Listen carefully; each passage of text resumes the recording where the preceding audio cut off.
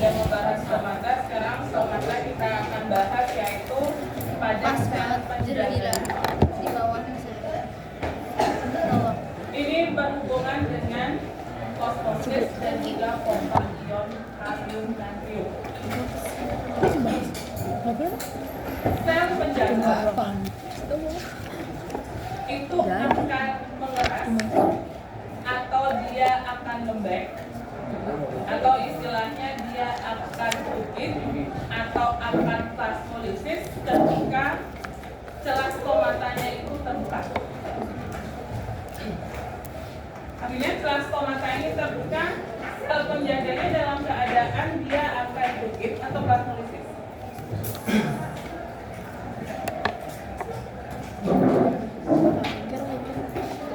Setelah kita buka maka aku dengan begini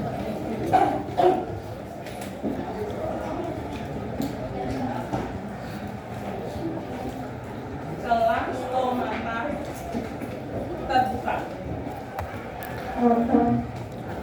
Sel penjaga atau blood cell-nya itu dia bukit, dengan kata lain dia kaku atau dia lembek, istilahnya adalah plasmolisis. Yang mana? Lembek atau kaku? Itu dulu. Biar bingung dengan istilah bukit sama plasmolisis. Ini biar ini terbuka. Yang ini harus gimana dia keadaannya? Dia harus lembek kah? Atau dia harus kaku kah? Dia harus bilang kaku, ada bilang lembek. Celah stomata terbuka ketika sel penjaganya adalah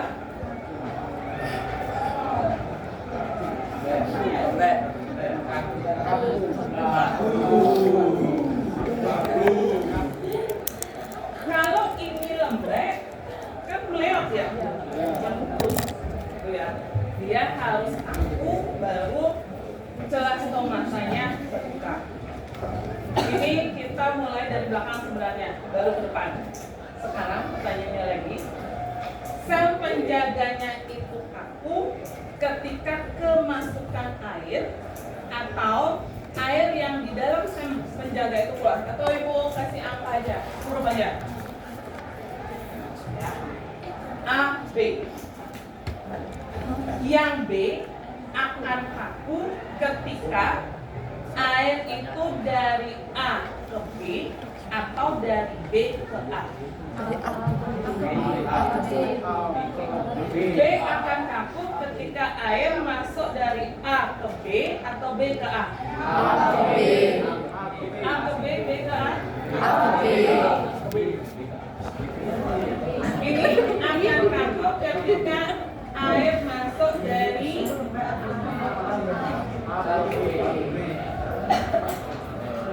air masuk ke sini kan otomatis air di sini yang banyak, ya.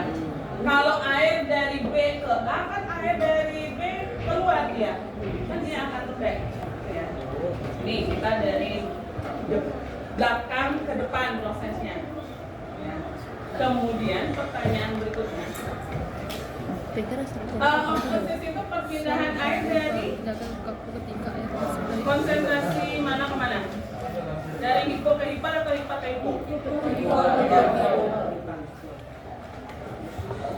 Berarti A-nya itu adalah hipo atau hipar? Hipo. A-nya? Hipo ya.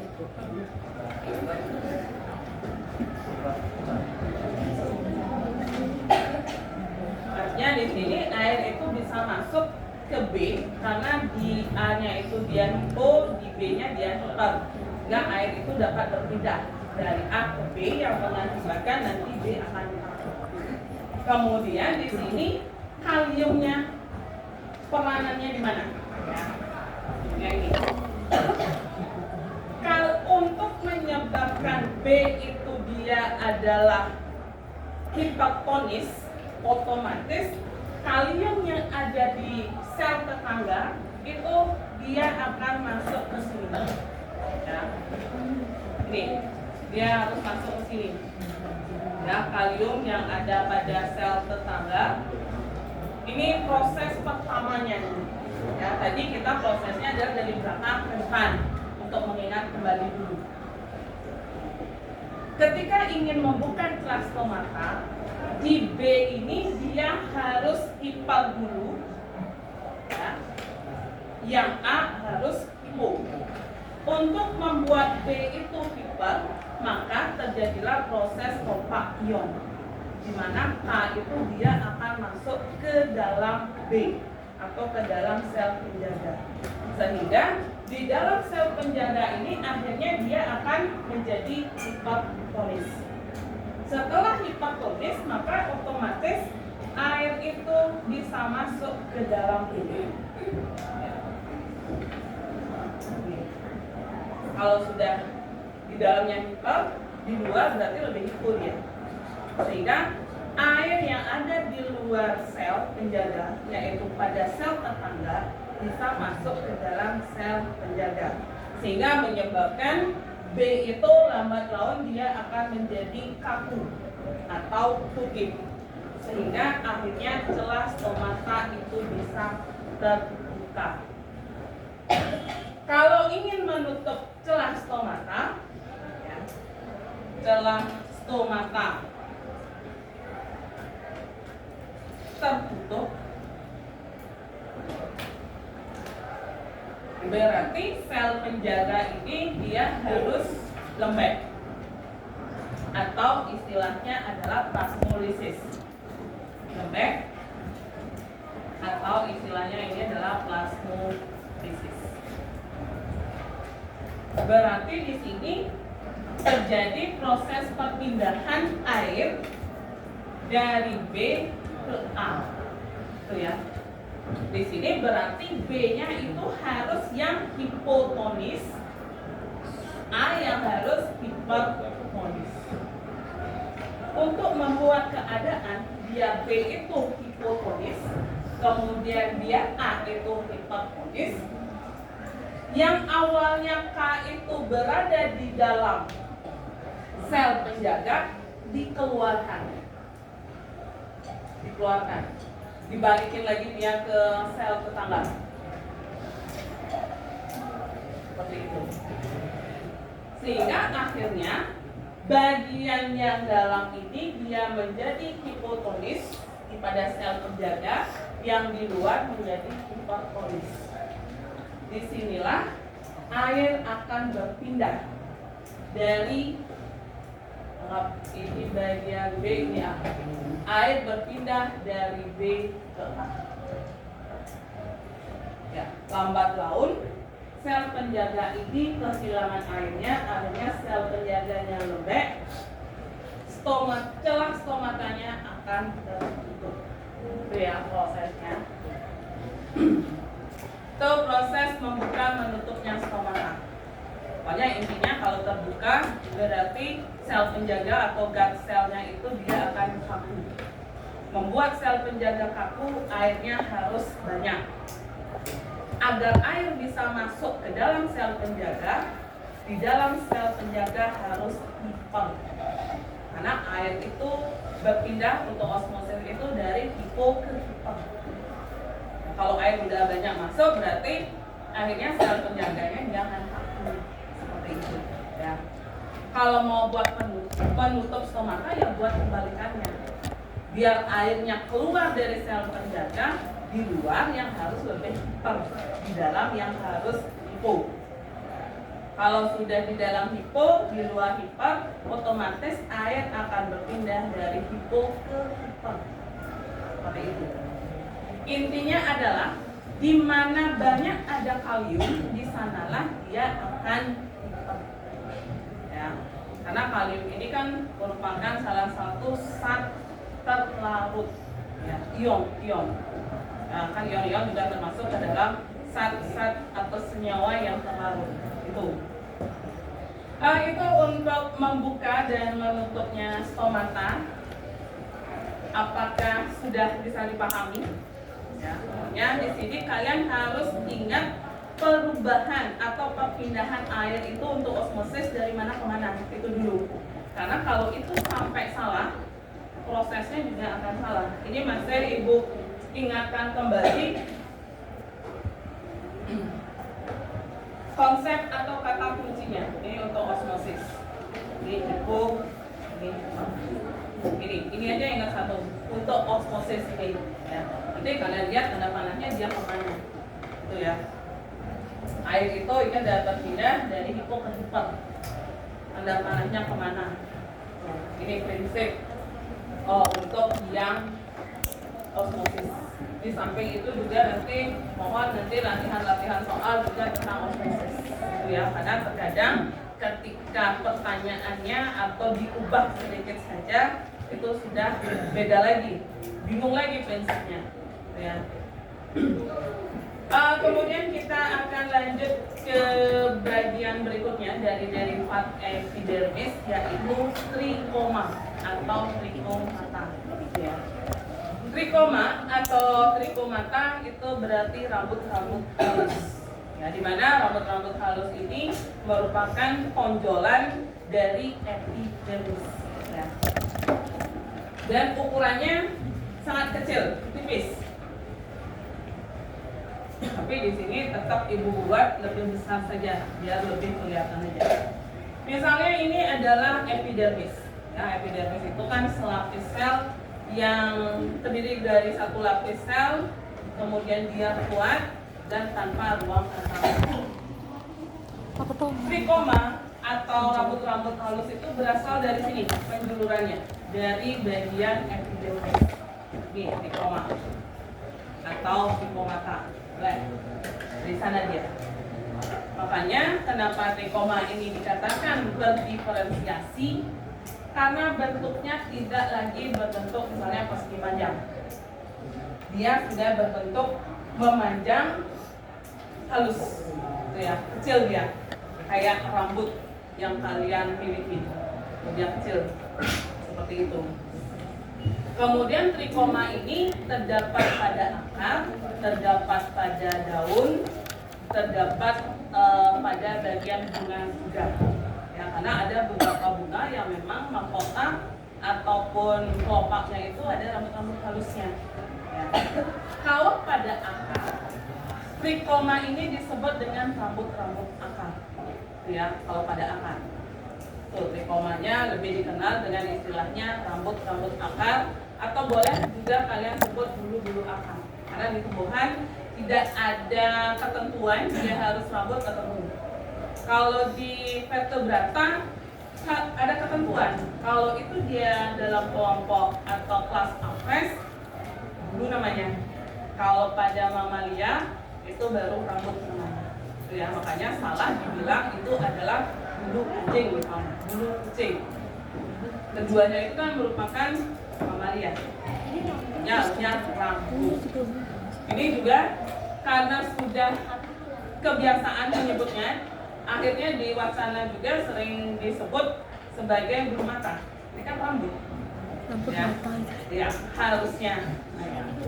Rambut, semua ini rambut. Alis itu rambut juga. Rambut tangan. Ya, rambut. Karena beda rambut dengan bulu. Kalau rambut itu dia satu helai seperti ini. Kalau dia bulu ada bagian kayak tulangnya, di sini dia bercabang. Ya. Ini Aphes. Ya. Kalau mamalia semua rambut. Anjing, kemudian kuda bagian ekornya itu rambut semua. Ya. Itu bedanya. Tapi karena sudah lumrah ya seperti itu. Sama kayak sepeda motor, walaupun itu NMAX ya Honda dibilang juga. Kalau udah beda merek. Ya seperti itu. Kayak odol juga apa lagi? Ya odol itu kan memang apa namanya? Ya merek pertama dia. Odol. Kalau aqua boleh dibilang aqua. Karena aqua itu kan berarti air. Aqua itu kan merek juga, tapi boleh dibilang aqua. Karena semuanya kan air juga. Aqua itu kan berarti air. Kembali lagi, trikoma atau trikomata kalau pada akar itu disebut dengan bulu-bulu akar atau rambut akar, di mana trikoma ini bentuknya sudah berbeda, berarti fungsinya juga sudah berbeda. Makanya istilahnya diferensiasi dan spesialisasi. Bentuk sudah berbeda, Kalau di akar, rambut akar atau trikoma pada akar itu berfungsi untuk menyerap air dan garam-garam mineral. Itu ya, fungsi dari rambut akar pada akar itu berfungsi menyerap air dan juga garam-garam mineral. Berarti rambut akar itu tidak lagi fungsinya sebagai melindungi jaringan yang ada di dalamnya. Itu untuk di akar. Kalau untuk di batang atau di daun, ini biasanya untuk lebih melindungi diri dari ancaman musuh. Itu ya, artinya dia digunakan sebagai alat pertahanan tubuh. Itu ya, bukan untuk melindungi bagian dalam organ lagi. Untuk melindungi atau sebagai alat pertahanan tubuh dari tumbuhan tersebut biar tidak diganggu oleh organisme lain. Salah satu contohnya adalah kalau bahasa Indonesianya, Ibu lupa saja nyari nama Indonesianya, latang. Latang. Kalau terkena bagian daun, pasti akan langsung terasa gatal. Karena misalnya ini trikoma bagian daun, ini akan terlepas. Kemudian bagian bawahnya itu dia menggantung zat gatal atau cairan yang menyebabkan tangan kalian gatal. Tapi memang tidak berasa karena ukurannya yang kurang, jumlahnya yang sedikit sehingga nggak terlihat ya. Gitu ya. Kalau kalian pegang batangnya itu nggak isi trikoma, aman. Pokoknya sampai kena daun di permukaan atas ataupun bawahnya, terutama di permukaan atasnya pasti akan langsung gatal. Itu tujuan dari rambut gatal atau trikoma ini adalah untuk mempertahankan tumbuhan tersebut dari organisme lain. Gitu ya. Kemudian di beberapa tumbuhan juga selain berfungsi untuk melindungi dari organisme lain, misalnya pada teratai, pada talas, itu tujuannya adalah agar daunnya itu tidak basah, terutama yang hidup di daerah hidrofit atau tumbuhan di daerah air. Daun itu tidak boleh basah. Ya. Kalau basah, dia akan berat, akhirnya tenggelam. Ya, makanya teratai daunnya itu tidak akan pernah basah ya. Karena adanya trikoma pada permukaan.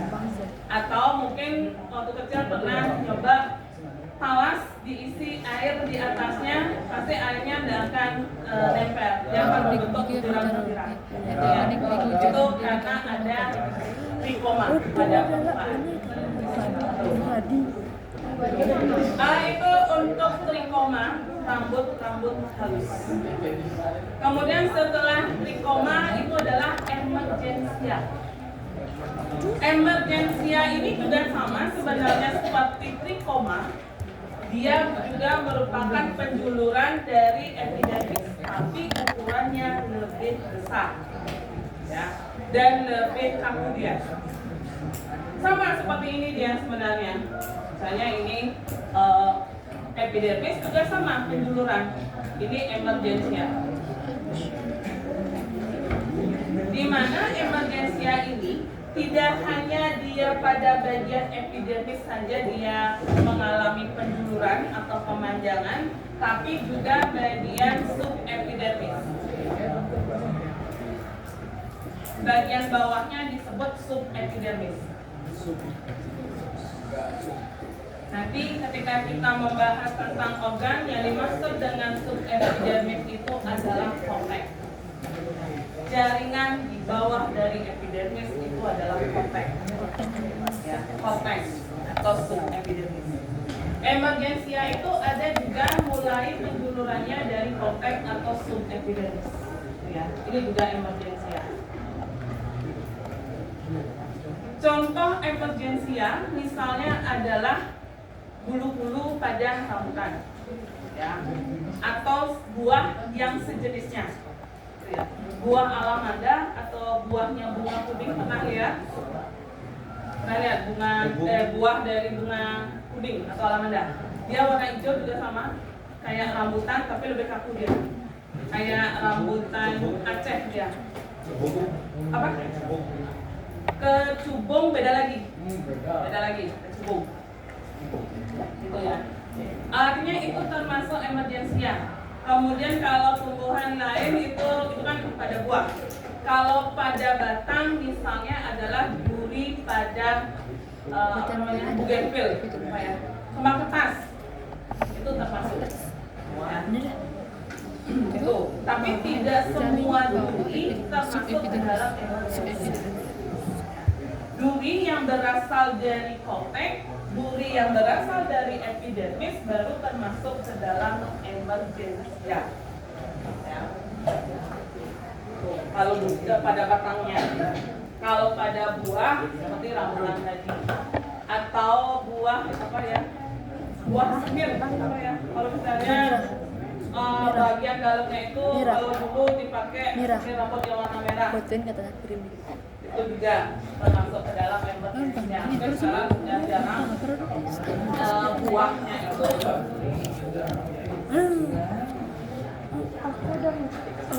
itu emergensia.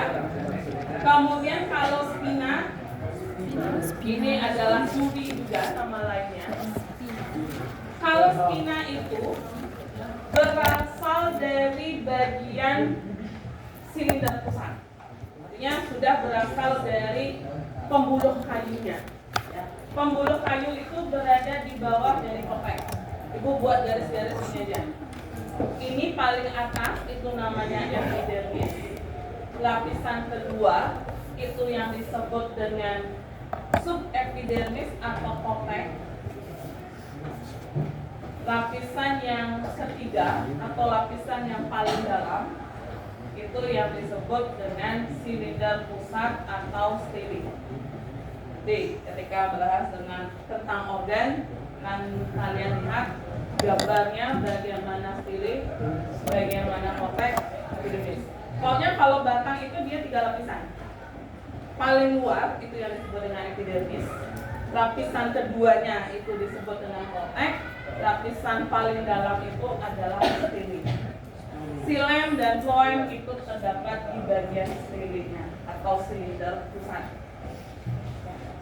Kalau spina maksudnya itu berasal dari stele dia. Ini. Artinya bukan dari epi sama kotek, tapi sudah dari stele dia asalnya.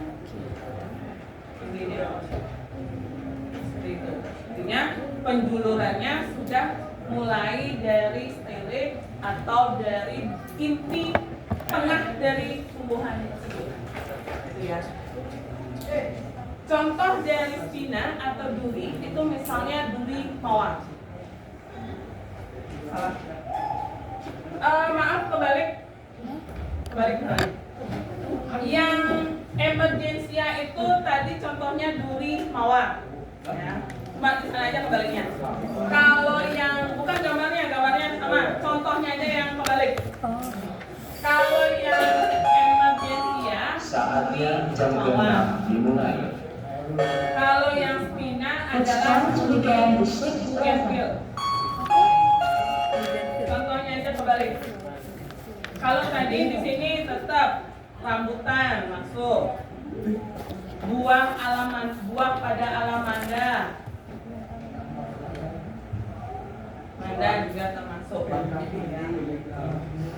Kalau yang duri atau spina itu bougainville itu aja yang tertukar satu.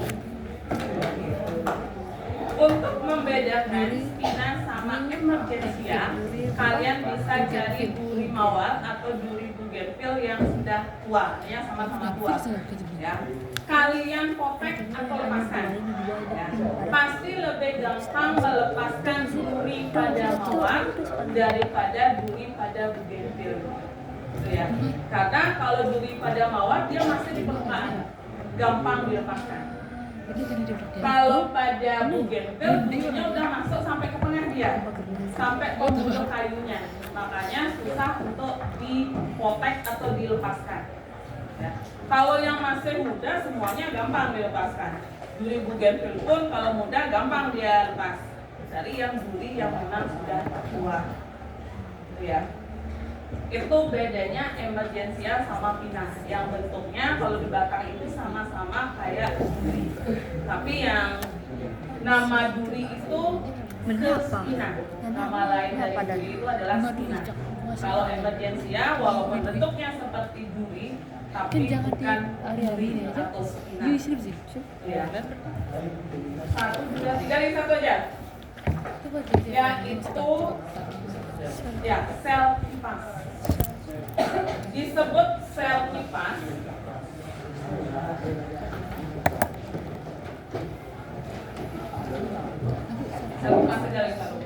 disebut sel kipas karena memang bentuknya seperti kipas, ya. Dimana di bagian dari epidermis inilah tumbuh atau bagian epidermis ini modifikasinya membentuk sel kipas.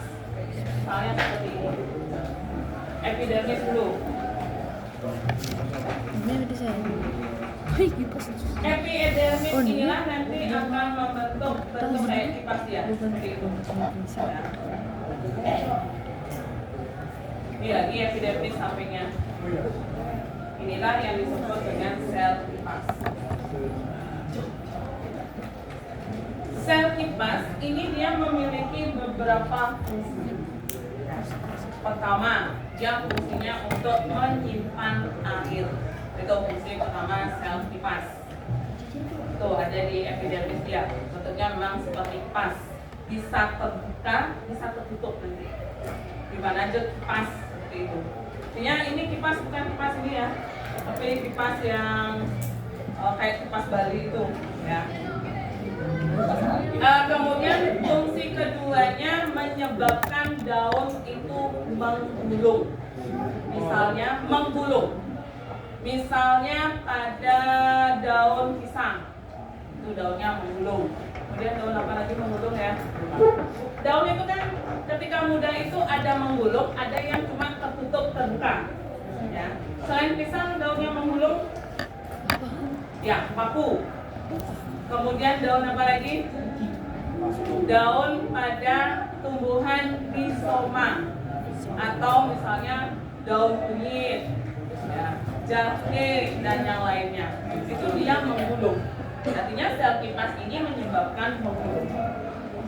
Ketika sel kipas ini dia airnya banyak, ya, maka daun itu dia akan menggulung.